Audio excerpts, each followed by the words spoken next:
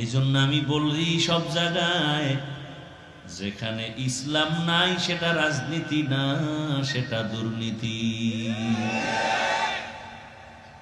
পৃথিবীতে শ্রেষ্ঠ রাজনীতির নাম ইসলাম।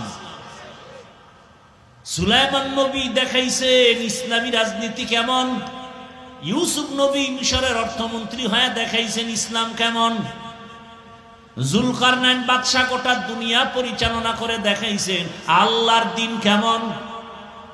রহমতের নবী নাপাক সমাজে আসছেন, নাপাক চরিত্রহীন লম্পটের সমাজ, সেই সমাজে রসুল এসে দেখাইলেন ইসলাম কেমন।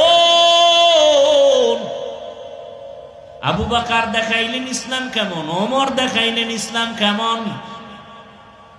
বলে কেমন ইসলাম, কয় দেখা হলেই দিবা সালাম, প্রথম কাজ সালামু আলাইকুম, দোয়া করো তোমার উপরে শান্তি আসুক। সেও তোমাকে দোয়া করে ওয়ালাইকুম আসসালাম, তোমার উপরেও শান্তি। সেখানে অশান্তি হবে কেন? ইসলাম কি বলে, বড়রা ছোটকে স্নেহ করো, ও ছোটরা বড়কে সম্মান করো।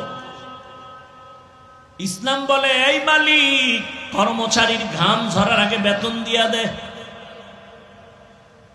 এর নাম ইসলাম। এজন্য যুবকদের সব জায়গায় ওয়াদা করাই, 2 ফিট 3 ফিটের ব্যানার বানা, ব্যানার বানাইয়া বাজারে বাজারে লাগার স্লোগান লেখ, ইসলাম ছাড়া কিয়ামত পর্যন্ত জমিনে কেউ শান্তি দিতে পারবে না, পারে নাই। শান্তির একমাত্র ঠিকানা ইসলাম। ইসলাম ছাড়া সব অশান্তি, অশান্তি, অশান্তি। যারা ইসলাম মানে না শান্তিতে আছে একটা, ও বউর কাছেও শান্তি পায় না, মাইয়া বলার কাছেও শান্তি পায় না, কারো কাছে না। ওর ভিতরে জ্বালা বাইরে জ্বালা, ও জ্বলতে জ্বলতে শেষ। এরপরে মামলা, মামলার উপরে হামলা। কি আর এখন এমন রাজনীতি চলে, তোরে মারার জন্য শত্রু লাগবে না, দলের বন্ধুই তোমার গলায় ছুরি চালাবে। বানায় বলতেছি এই আকাম চলে না কি? আপনাকে মারার জন্য কি বাইরের দলের লোক লাগবে?